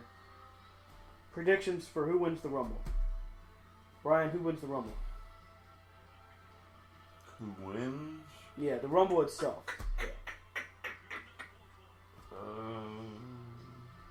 Give me a second. Okay. Rob, who wins this year's Royal Rumble? Undertaker. Undertaker. Think he follows through with the wins the title at Mania, retires next night? I gotta say, that Jim Ross laid that out. It really worked for me way back then when he explained it when he first did his podcast. I see it. Just, giving Brian a little bit more time, but it's kind of a little funny is that one person we keep talking about, a certain person likes to leak stories. Leaked the list of possible Hall of Fame Hall of Fame inductees, and so then they told the WWE said, Kurt Angle. Yep. So it was just funny. Anyway, I wonder if WWE was mad when ESPN broke the news before they could, or if they went ahead and leaked it out there just to. Well, did you hear how he said, "We'd like to thank ESPN for breaking the news"? Brian, you still need another second? I'd just say Strowman. I can see the train wreck coming. So Brian's going the direction of chaos. Yeah. Again, you can almost see it playing out that way. Right. If it was me, somehow or another, I would have gotten the title on Goldberg or Lesnar, and letting the other one run the gauntlet and start first and finish last and go on to WrestleMania and win the belt. Yeah, but at least with Brock, we know that even on a part-time schedule, he's going to be able to wrestle at a high level and compete. I think with Goldberg, I won't say it's necessarily a nostalgia run, although it kind of seems like that. They're just trying to get that last bit of momentum out of his run. He should have been world champ the first time he was in WWE. Right off the bat. He should have seen what AJ Styles has seen. When he came to WWE, he should have had some highlight matches, to earn his way up to the top, and then boom, a controlling title reign that ends when he and the promoter decide it does, instead of how he did it with ultimately Triple H was like, all right, I want the belt back. That was way too premature, I think. I agree with you there. I'm going to go ahead and predict that Goldberg comes out with the win. I think they are trying to have Goldberg have one last, I guess you could call it a run. And what would probably happen is he would lose the title to Brock Lesnar at WrestleMania. One, having him ultimately do the honors on pay-per-view, getting Brock Lesnar's win back, but also showing that Bill Goldberg is a businessman above and beyond all other things. But you know what? These predictions could change between now and next Sunday. Predictions are like holes. Everybody's got one, and they all stink. Hey, thanks again for joining us right here on Spreaker.com. We definitely appreciate it. Be sure to check us out next Sunday night as we broadcast live from the Beyond Ringside Radio Network for the Royal Rumble. I don't know if we'll do a road show on the way home from MCW. We might do some recording. It just kind of depends. I'll have the laptop in the car just to be on the safe side. Well, next time we should also touch on the New Japan invading the U.S. Absolutely. So, as a matter of fact, why don't we plan on doing that on our way to Joppa? We can go ahead and record that and submit that out. That way we'll have it in a timely fashion for all of you wonderful, wonderful people. And we'll make a decision as to whether or not we're going to record after the show when we're done in Maryland. So, final thoughts, Brian? I have none. Rob? I'm done. Turn out the lights. Brian, you've survived. I want to thank you for that. I just think, I don't know. Okay. It's just, I look forward to the Rumble every year as a fan because it's like the one night you think, all right, well, something could happen. Yeah. Something could happen. You're hoping for this thing. And last year they got you with AJ Styles. Yep. They got you with the Dudley Boys. Yep. And it's just, it's It's like they're phoning it in. Oh, a fan just got took out by one of the dives. Look out. Nah, it may not have been a fan. That might have been one of them young boys. Oh, okay. He sold it right. It's a little kid, though. Well, they start them young. Hang on. So. Back on. Yeah, he must have been a young boy. Oh. Let's see here. Brian can be found on Twitter at STRCP21. And Rob can be found on Twitter. On my couch. So, It's always a furniture review. Rob Hefner on Twitter, Rob Hefner on Facebook, RDHUWP on the Twitter, on MySpace, don't care. MySpace, your space, everybody's got space. We can be found on the Twitter account at C2C Radio Show, Corner to Corner Wrestling. Dan can be found at the bar on Ladies' Night. With the woman, please meet me by the nacho cart. All the single ladies, please meet me by the nacho cart. I'm dying over here. Stop smoking and you wouldn't have that problem. I haven't had one in a week. Thank you. You can catch me on Twitter at Stan Smoke on from the way home. Krypton. I'm actually out.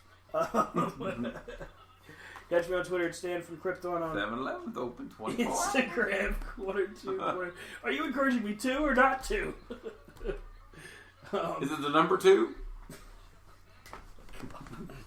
You're killing me. You're killing me, Smalls. All right. Well, thanks again for listening. We will see you next week. Have a great one. We out of here.